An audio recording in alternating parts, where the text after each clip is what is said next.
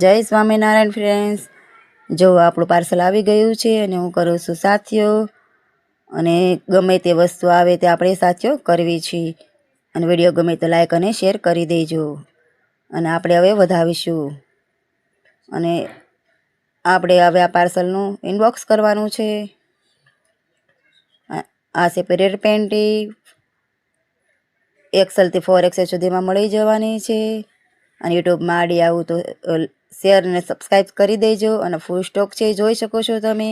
Period panty, sanitary pad નો ફૂલ stock છે. જો કેટલો મોટો ઢગલો થયો છે.